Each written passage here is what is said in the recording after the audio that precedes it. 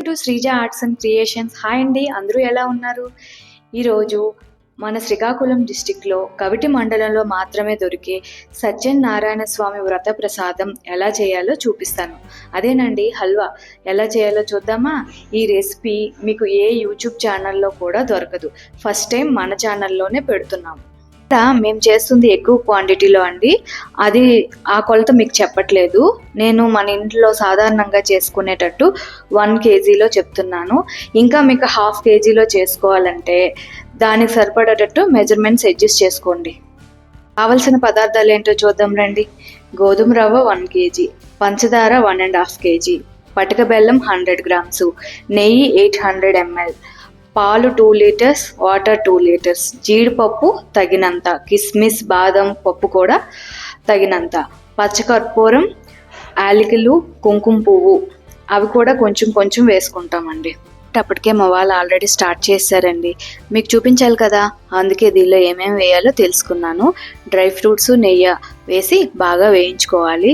ఇలా బాగా వేగాక నెక్స్ట్ దీనిలో గోధుమ నూక కూడా వేసుకొని మంచి కలర్ వచ్చేంత వరకు వేయించుకోవాలి. గుర్తుపెట్టుకోండి, లో ఫ్లేమ్లో మాత్రమే వేయించుకోవాలి. హై ఫ్లేమ్లో వేస్తే మంచి కలర్ అయితే వస్తుంది కానీ లోపల ఉడకదు, పచ్చి వాసన వచ్చేస్తుంది. మరి గుర్తుపెట్టుకోండి. కలర్ వచ్చాక అప్పుడే పంచదార కూడా వేసుకోవాలండి. పంచదార వేసుకొని ఖచ్చితంగా కలుపుతూనే ఉండాలి, లేదు అంటే అడుగు మాడిపోతుందండి. నెక్స్ట్ దీనిలో 2 లీటర్స్ పాలు, 2 లీటర్స్ నీళ్ళు కలిపి ముందే కలుపుకొని పెట్టుకొని అప్పుడు దీనిలో వేసుకోవాలండి. వేసి కలుపుతూ ఉండాలి, లేదంటే ఉండలు కట్టేస్తుంది. మనం కుంకుమ పువ్వు కూడా వేసుకోవాలండి.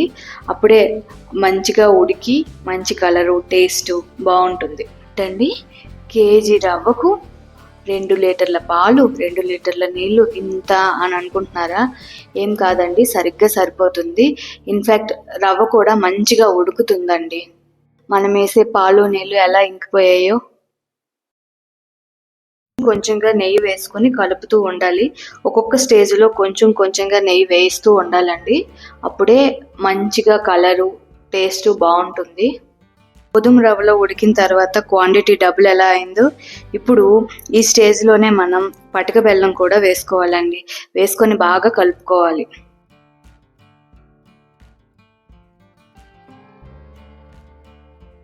పటిక బెల్లం వేసుకున్నాక ఇప్పుడు యాలకుల పొడి కూడా ఇప్పుడే వేసుకోవాలి. అప్పుడు మంచిగా టేస్ట్ బాగుంటుంది. చూడండి ఎంత మంచి కలర్ వచ్చిందో. ఫస్ట్లో మనం వేసేటప్పటికి ఇప్పటికీ కలర్ బాగా చేంజ్ అయింది కదండి.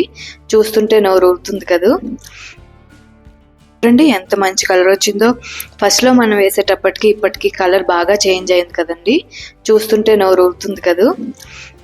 లాస్ట్ స్టేజ్కి వచ్చేసిందండి. ఇప్పుడు లాస్ట్లో కొంచెం చిటికెడు పచ్చకర్పూరం వేసుకుంటే సరిపోతుంది.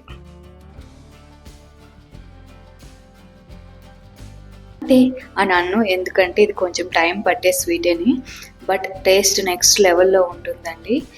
ఇది బయట ఎక్కడ మీకు దొరకదు, మనం చేసుకొని తినాలి అంతే. బట్ మీలో ఎవరైనా ట్రై చేస్తే కామెంట్ సెక్షన్లో ఎలా ఉందో చెప్పండి.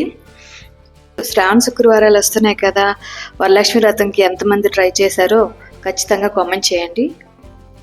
మీరు కానీ ఫస్ట్ టైం మా ఛానల్ని చూస్తున్నట్టయితే, మా కంటెంట్ మీకు నచ్చినట్లయితే సబ్స్క్రైబ్ చేసుకోండి, కమెంట్ చేయండి, లైక్ చేయండి, షేర్ చేయండి. Thank you.